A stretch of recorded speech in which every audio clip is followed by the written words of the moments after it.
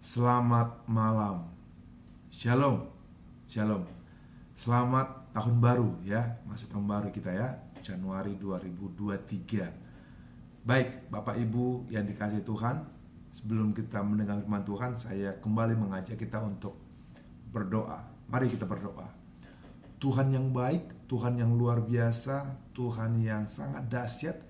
Kami ini pertama sekali hadir dalam ibadah tengah minggu di Januari 2023. Hamba berdoa untuk seluruh umat Tuhan yang datang dan menyempatkan diri datang ibadah tempat ini.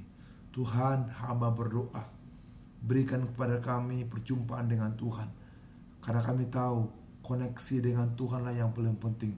Hubungan kami sama Tuhanlah yang paling penting. Aku berdoa, berikan kepada kami hati untuk menyembah, berikan kepada kami hati untuk memuji, berikan kepada kami hati untuk mendengar firman Tuhan, agar kami mengalami buah-buah yang harum dan manis di hadapan Tuhan. Hamba berdoa, jika di antara kami ada yang sakit, aku berdoa, sembuhkan yang sakit. Jika di antara kami ada yang sedih, hiburkan di dalam nama Tuhan Yesus Kristus. Aku berdoa hari ini, Tuhan, setiap kami yang datang, jumpai di dalam nama Tuhan Yesus Kristus. Hamba mengarahkan tangan kepada seluruh jemaat Tuhan yang datang. Tuhan Yesus, segala pergumulan umat Tuhan dijawab malam hari ini. Segala pokok-pokok doa jemaat Tuhan dikabulkan malam hari ini. Aku percaya kehendak Tuhan yang terjadi atas kami. Tuhan, aku menyerahkan mama kami dalam tangan Tuhan. Berikan semangat selalu, berikan kesehatan selalu kepada mama kami. Tuhan, aku juga berdoa untuk seluruh penatua, pengerja-pengerja, pelayan-pelayan Tuhan yang melayani tanpa pamrih, yang melayani dengan sukacita yang sungguh-sungguh. Kiranya apa yang mereka tabur, mereka tuai. Kiranya apa yang mereka berikan kepada Tuhan, Tuhan balas berlipat-lipat ganda. Aku percaya hari ini kami mengalami damai sukacita dari surga. Tuhan, kami siap mendengarkan firman Tuhan di dalam nama Tuhan Yesus. Yang percaya katakan amin. Kita berikan tepuk tangan bagi Tuhan Yesus. Amin. Puji nama Tuhan, puji nama Tuhan. Hari ini kita akan membahas banyak pelajaran. Yang pertama bahas pelajaran mengenai orang-orang yang berbuah di Alkitab. Kita akan melihat di Alkitab ada orang-orang atau tokoh-tokoh yang sangat berpengaruh, ada yang berhasil, yang menjadi contoh bagi kita. Namun ada juga faktor-faktor penghambat berbuah. Namun sebelum itu saya akan menceritakan ada 4 pelajaran dari orang-orang berbuah. Kalau Tuhan mau pakai seseorang, Bapak Ibu yang kasih Tuhan, dia tidak butuh riwayat hidup ya. Kalau pekerjaan itu biasanya ada CV ya, ada lamaran kerja, ada latar belakang. Tapi untuk kerajaan Tuhan tidak memerlukan CV, tidak memerlukan latar belakang hidupnya. Allah memakai orang-orang biasa sepanjang Alkitab untuk mengubah sejarah. Tuhan bukan juru selamat kecamatan, Tuhan bukan juru selamat kabupaten, dia juru selamat dunia, juru selamat segala bangsa. Tapi untuk dunia diselamatkan, dia hanya perlu beberapa orang yang biasa-biasa saja menjadi luar biasa. Yaitu apa?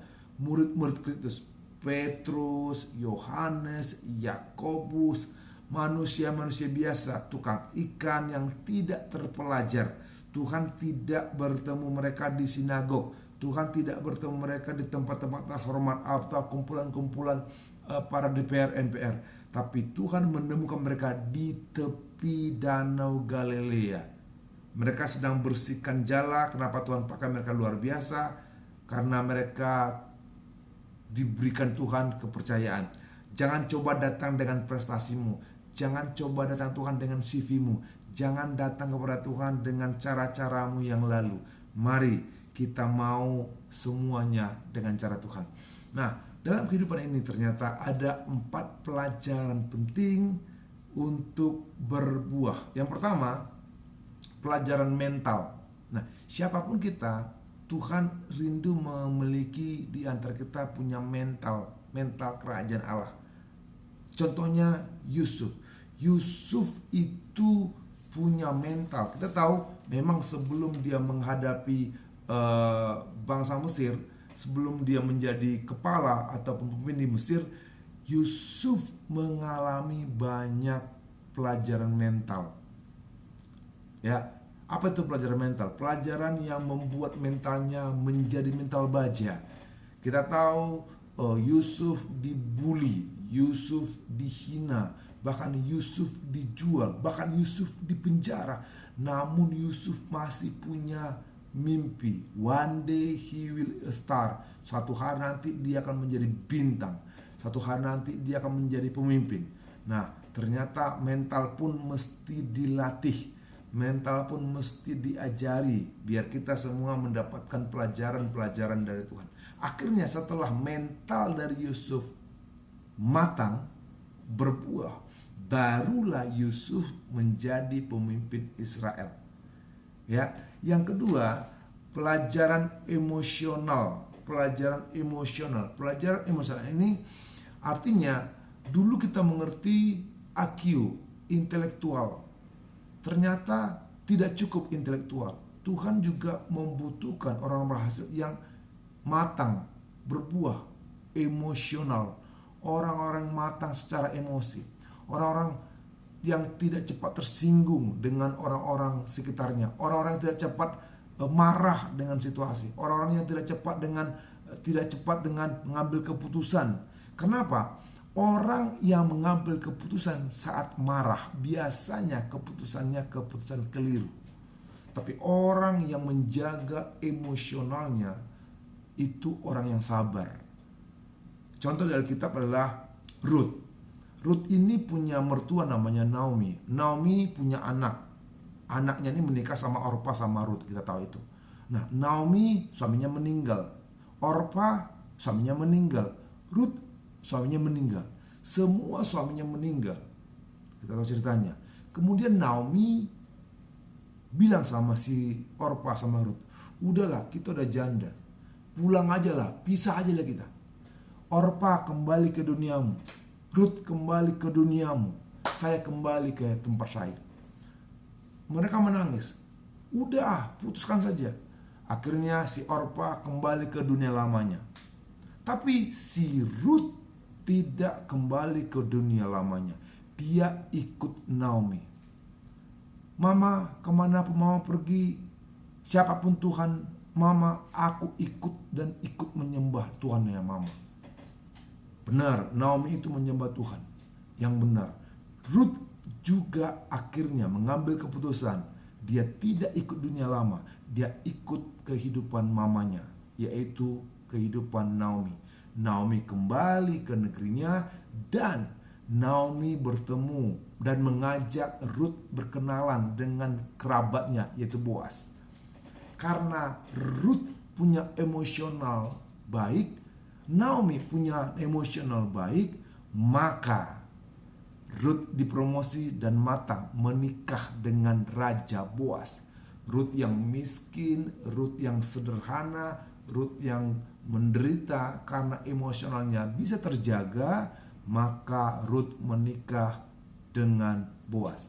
Malam hari ini ketika Anda dan saya ingin berbuah, Tuhan ingin mau Anda dan saya mendapatkan pelajaran emosional. Ketika Anda dihina oleh tetanggamu, udah, jangan membalas. Ketika orang menghinamu, jangan membalas. Amin. Yang ketiga, pelajaran untuk berbuah adalah pelajaran spiritual. Apa itu spiritual? Spiritual itu terdiri dari dua kata, spirit dan ritual. Spirit itu semangat, ritual itu rutinitas. Bapak Ibu yang dikasih Tuhan, orang Farisi itu rajin ke gereja, tapi tidak punya spiritual. Tidak punya api melayani. Orang Farisi rajin perpuluhan, rajin juga perpuluhan, tapi perpuluhan dengan ambisinya, dengan cara-cara egonya. Tidak ada semangat, tidak dengan memberi dengan roh. Farisi juga Natal, tapi Natal yang rutinitas. Namun yang Tuhan mau adalah bersamaan. Satu sisi ketika Anda dan saya ibadah, ibadahlah dengan rutin. Namun setiap Anda ibadah, ada spiritnya, ada semangatnya, ada melayaninya, ada apinya. Makanya gereja kita itu adalah gereja Pentakosta. Api Pentakosta ku punya. Artinya setiap ibadah bukan hanya rutin saja, tapi kita harus punya semangat melayani, semangat ibadah, semangat memuji Tuhan. Ada amin? Nah, pelajaran ketiga, pelajaran spiritual. Doa saya, boleh Anda rutin ibadah, tapi harus ada apinya. Boleh Anda rajin melayani, tapi harus ada apinya.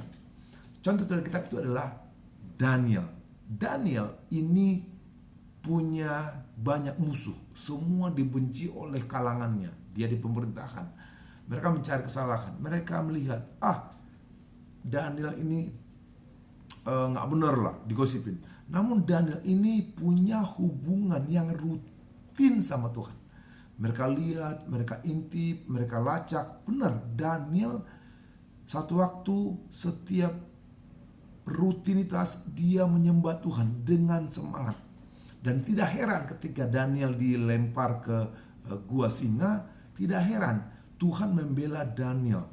Tuhan membela Daniel, masa depannya di tangan Tuhan. Kenapa? Daniel punya api yang melayani, api yang semangat, api yang berkobar-kobar. Nah, spiritual artinya siapapun di antara kita ketika ibadah ke gereja, mari bukan hanya rutin ibadah, tapi setiap ibadah kita punya hati yang menyala-nyala. Nah, tujuan kita menyembah Tuhan bukan karena kita pintar nyanyi.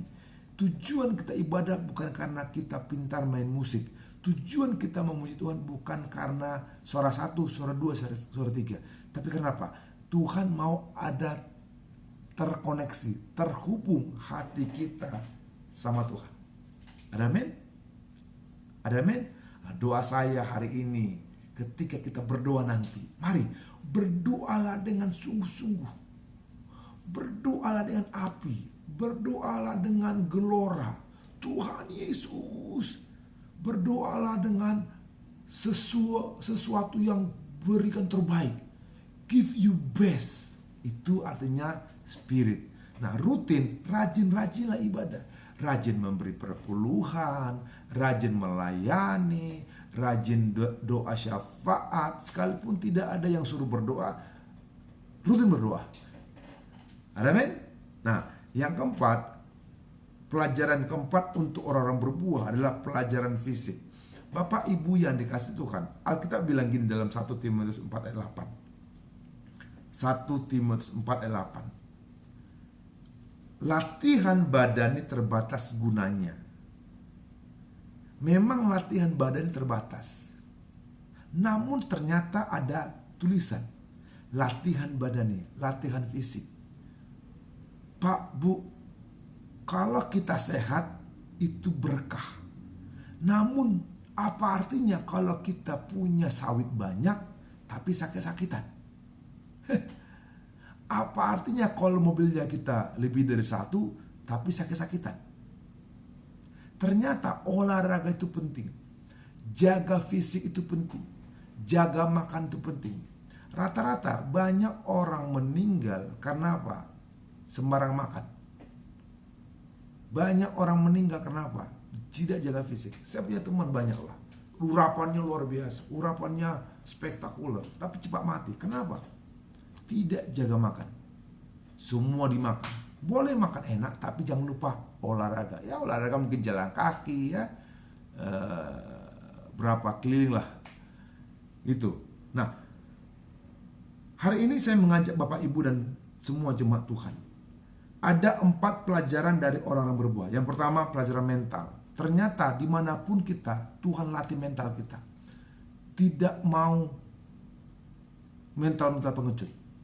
Tuhan mau mental-mental yang dilatih. Mental baja, mental melayani, mental Kristus. Yang kedua, pelajaran emosional. Pelajaran yang bisa mengendalikan emosinya. Ya, yang ketiga, pelajaran spiritual. Yang rajin ibadah dengan hati yang berkobar-kobar. Nah, itu spiritual. Yang keempat, pelajaran fisik. Kita mesti jaga kesehatan. Saya suka kirim mama saya vitamin. Biar apa? Biar sehat. Tidak dosa ke dokter Amang, tidak dosa makan vitamin. Yang dosa itu mencuri ya. Nah, sekarang kita akan masuk. Ternyata bukan hanya pelajaran untuk berbuah. Ada 4 faktor penghambat berbuah. Ada 4 faktor penghambat berbuah. Yang pertama, khawatir yang berlebihan. Khawatir yang berlebihan. Saya baca Filipi 4 ayat 6. Filipi 4 ayat 6. Khawatir yang berlebihan. Filipi 4 ayat 6. Janganlah hendaknya kamu khawatir tentang apapun juga, tetapi nyatakanlah segala keinginanmu kepada Allah dalam doa dan permohonan dengan ucapan syukur. Ya, dengan permohonan dan ucapan syukur. Bapak Ibu yang dikasihi Tuhan, dibilang di sini janganlah hendaknya kamu khawatir. Apakah kita boleh khawatir? Sebenarnya wajar kalau khawatir. Mama juga pernah khawatir. Pendeta Fernando juga pernah khawatir.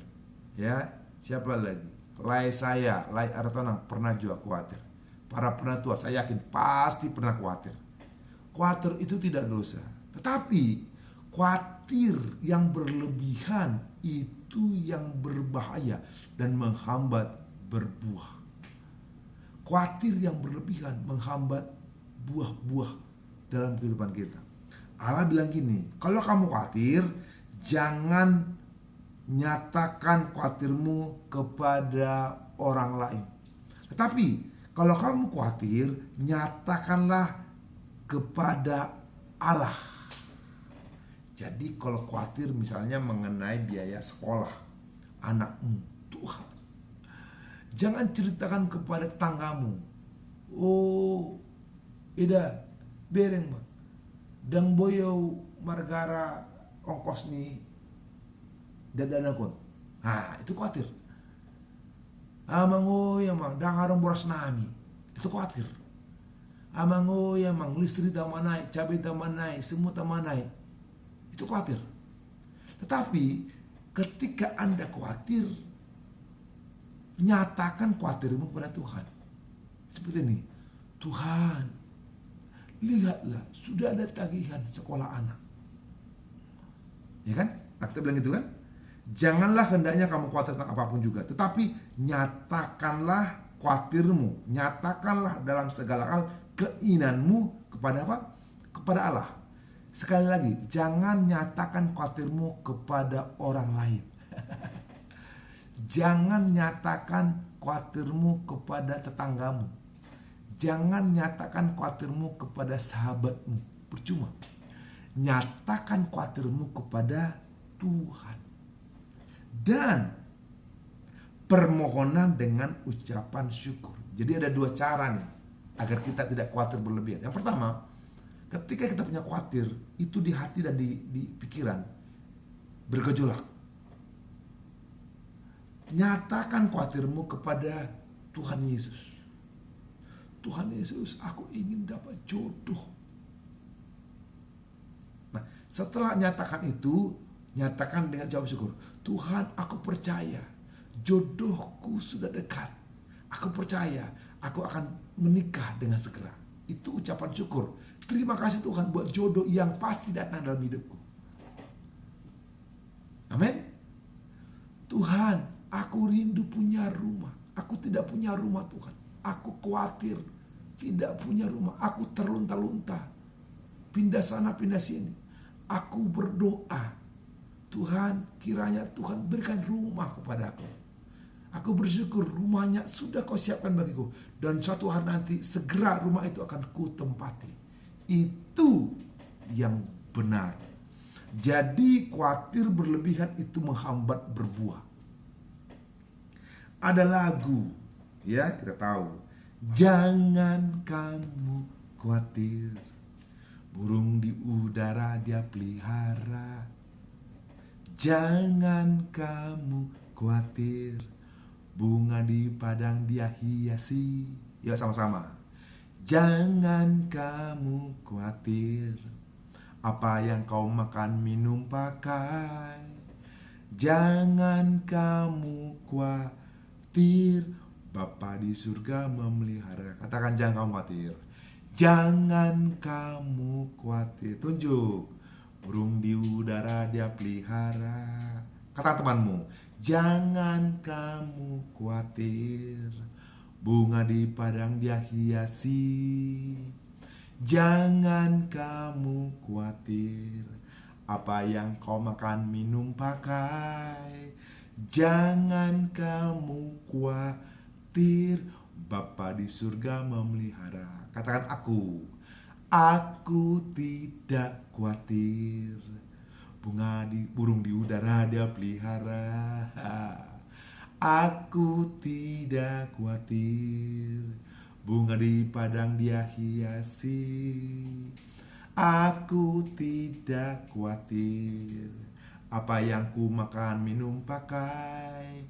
Aku tidak khawatir, Bapa di surga dia pelihara. Amin. Kita berikan tepuk tangan buat Tuhan Yesus. Amin. Haleluya. Katakan sebelah kiri dan kananmu, jangan khawatir ya. Jangan khawatir ya. Katakan kepada dirimu, jangan khawatir kau ya. Serahkan pada Tuhan. Oke? Amin. Yang pertama, jangan khawatir. Yang kedua, faktor penghambat berbuah adalah hidup di masa lalu. Hidup di masa lalu. 2 Korintus 5:17 bilang gini. Jadi, siapa yang ada dalam Kristus, ia adalah ciptaan baru. Yang lama sudah berlalu, sesungguhnya yang baru sudah datang. Jangan hidup di masa lalu. Nah itu. Kalau hidup di masa lalu itu akan menghambat kerohanian kita. Akan menghambat kesuksesan kita. Saya ada cerita inspiratif tentang gajah di sirkus. Kita tahu kalau saudara pernah lihat sirkus, gajah ini besar-besar dan sepertinya tunduk dengan katakanlah pemimpinnya, manusia di situ. Dan herannya kenapa gajah-gajah itu tidak lari, menyelamkan diri lah, melepaskan diri dari cambukan ataupun lari dari keramaian manusia ini. Ternyata para pelatih gajah bilang gini, sejak gajah itu bayi, sejak kecil, kakinya sudah diikat tali. Dan ketika gajah kecil itu berontak pergi kecil, sekalipun talinya masih kecil, dan talinya memang tipis, kecil, dan gajah itu tidak mampu berlari karena ada tali. Dia coba sehari, dia coba seminggu. Gajah kecil tidak mampu memutuskan tali kecil karena sejak kecil. 1 minggu dia coba, akhirnya 1 tahun. Setahun berlalu dia coba dan dia tidak berhasil memutuskan tali itu. Sampai terpola di otaknya bahwa dia nggak mungkin bisa lari dengan tali itu. Sampai badannya besar seperti raksasa sekalipun, pola otaknya bilang gini, nggak mungkin, aku udah coba melarikan diri, aku udah coba paksa, tali itu tidak bisa putus.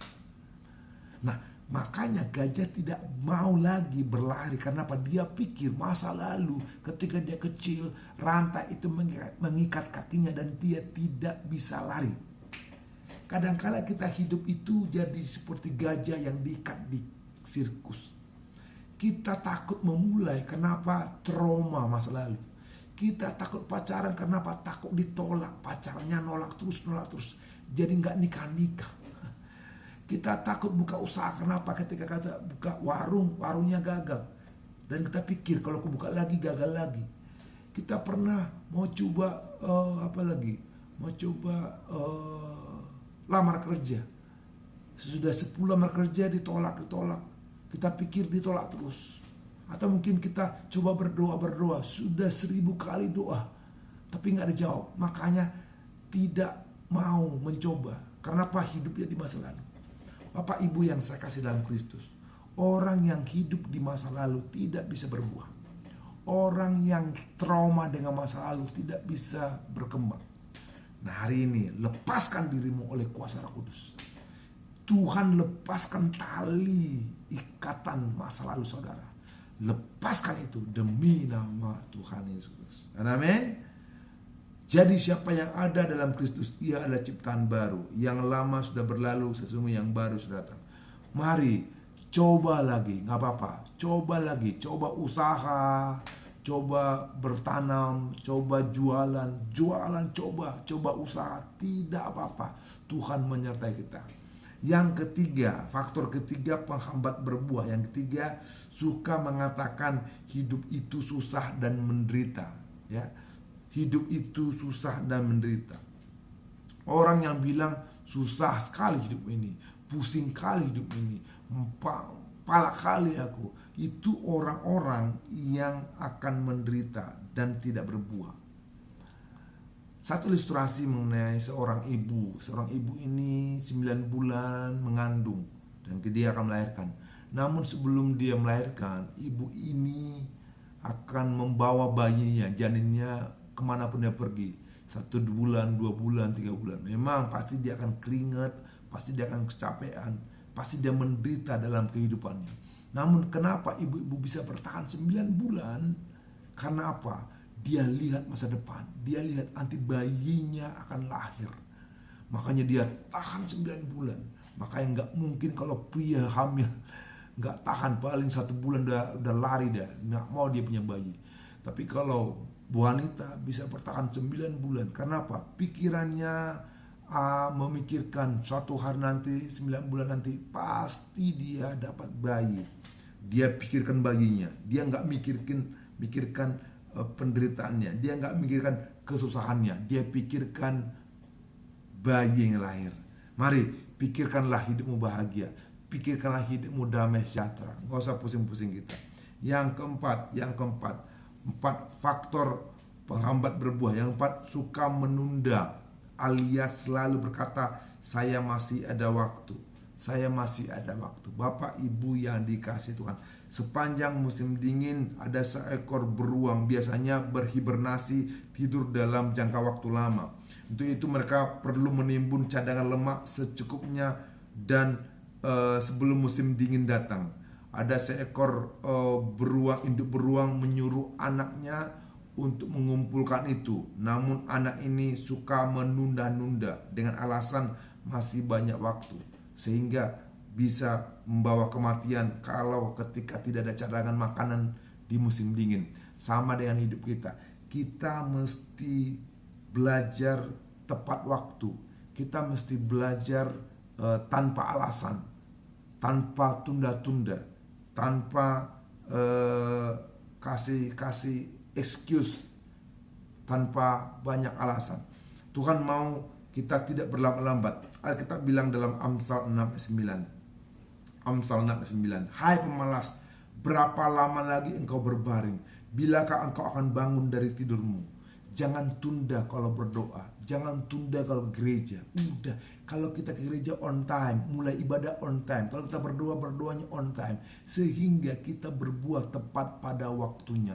Kalau buah sawit lama buahnya, banyak kali keluar pupuknya, udahlah, tepat waktu, 3 tahun berbuah lebat kan. Kalau jagung kelamaan bisa busuk, dia berbuah kelamaan, kelamaan menghasilkan busuk buahnya. Udah tepat waktu.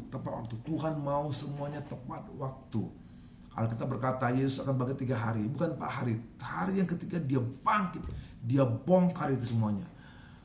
Nah, hari ini saya mengajak kita, ada 4 kesimpulan, ada 4 faktor penghambat berbuah. Yang pertama, khawatir berlebihan. Ya, buang segala khawatirmu, buang segala cemasmu. Yang kedua, hidup di masa lalu. Yang ketiga, suka mengatakan hidup susah. Yang keempat, suka menunda-nunda. Bapak Ibu yang dikasihi Tuhan, kedewasaan seseorang tidak dilihat dari jas yang dia pakai. Kedewasaan seseorang tidak dilihat dari seberapa banyak pelayanannya, seberapa banyak dia di mimbar, 1 kali, 2 kali, 3 kali. Karena kedewasaan yang Tuhan mau adalah berbuah. Berbuah itu apa? Terkoneksi. Buah itu matang karena terkoneksi akar ke pohon, ke ranting, dan ke buah-buahnya. Amin. Orang yang bisa mengenalmu dari buahnya. Apa tandanya hidup kita berbuah baik? Ini tandanya, pohon yang berbuah manis. Saya ingat ketika di Rumbai, kalau ada pohon berbuah, itu akan kita goyang-goyangkan sehingga buahnya jatuh. Kadangkala kita lempar batu atau lempar batu mangga gitu ya, biar mangganya jatuh dan kita nikmati. Sama halnya kalau Bapak Ibu sudah berbuah, ini ciri-cirinya. Orang yang hidupnya berbuah, yang berguna, buahnya manis, pasti disukai banyak orang. Tapi juga dibenci orang. Pasti ada hatersnya, pasti ada yang membenci. Ada yang iri hati, ada yang mau mengganjel, ada yang mau mengkat dia. Tapi bersyukurlah kalau orang memanfaatkanmu. Karena itu tandanya kita bermanfaat. Karena itu kita berguna. Amin. Jadi gak usah khawatir. Kalau kita berbuah lebat, orang akan manfaatin kita. Gak apa-apa. Itu ciri-ciri berbuah. Ada seorang ayah ditegur sama anaknya.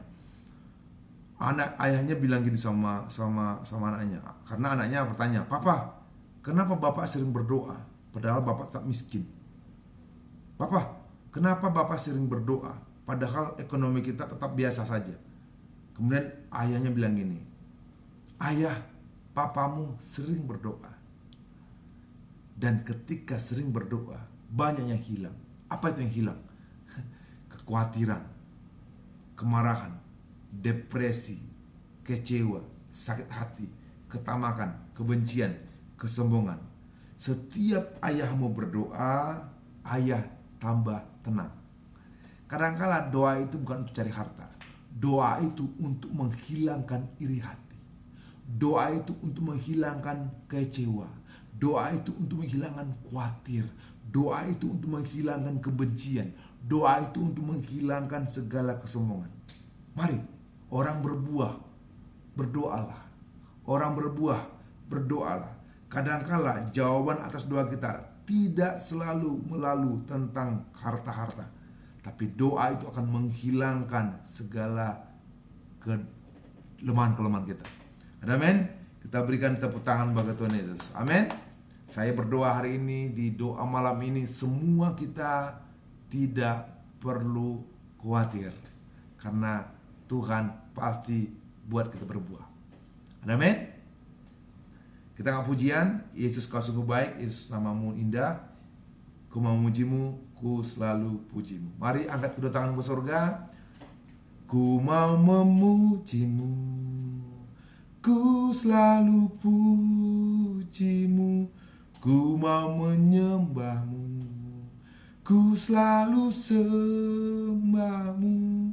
Kau yang layak terima semua pujian, kemuliaan hanya bagi Tuhan. Katakan, Yesus, kau sungguh baik. Yesus, namamu indah. Yesus, ku cinta kau selalu, ku tinggikan, ku agungkan selamanya. Sekali lagi katakan, Yesus, kau sungguh baik. Yesus, namamu indah. Yesus, ku cinta kau selalu, ku tinggikan, ku agungkan selamanya. Ku mau memujimu, ku selalu pujimu. Ku mau menyembahmu, ku selalu Kau yang layak terima semua pujian, kemuliaan hanya bagi Tuhan. Mari angkat tanganmu. Ku mau memujimu, ku selalu pujimu, ku mau menyembahmu, ku selalu sembahmu. Kau yang layak terima semua pujian, kemuliaan hanya bagi Tuhan. Sekali lagi, ku mau memujimu, ku selalu pujimu, ku mau menyembahmu, ku selalu sembahmu. Kau yang layak terima semua pujian, kemuliaan hanya bagi Tuhan. Kemuliaan hanya bagi Tuhan. Kemuliaan hanya bagi Tuhan. Kita berikan tepuk tangan bagi Tuhan Yesus. Haleluya. Mari sembah Dia. Haleluya. Haleluya. Kami datang menyembah-Mu Tuhan. Kami mau datang memuji-Mu. Kami datang memuliakan nama-Mu. Kami ingin terhubung dengan Engkau. Haleluya. Haleluya. Semua kita berdoa. Uria bakara masyata karalaba. Haleluya, haleluya, haleluya. Haleluya, haleluya, haleluya. Haleluya, haleluya. Tuhan, Tuhan, Tuhan, Tuhan, Tuhan. Mari angkat tangan ke surga. Ku mau memuji-Mu, ku selalu puji-Mu, ku mau menyembah-Mu, ku selalu sembah-Mu. Kau yang layak terima semua pujian, kemuliaan hanya bagi Tuhan. Sekali lagi, ku mau memuji-Mu. Katakan, ku selalu puji-Mu, ku mau menyembah-Mu, ku selalu sembah-Mu. Kau yang layak terima semua pujian, kemuliaan hanya bagi Tuhan. Kemuliaan hanya bagi Tuhan. Kemuliaan hanya bagi Tuhan. Kita berikan tepuk tangan bagi Tuhan Yesus. Katakan haleluya. Haleluya. Serukan haleluya. Tuhan, aku percaya segala rasa khawatir kami serahkan ke tangan Tuhan. Segala cemas kami serahkan ke hadapan-Mu. Dan kami berdoa dengan ucapan syukur bahwa hidup kami pasti berbuah. Hidup kami pasti berbuah. Hidup kami sudah berbuah manis di hadapan-Mu Tuhan.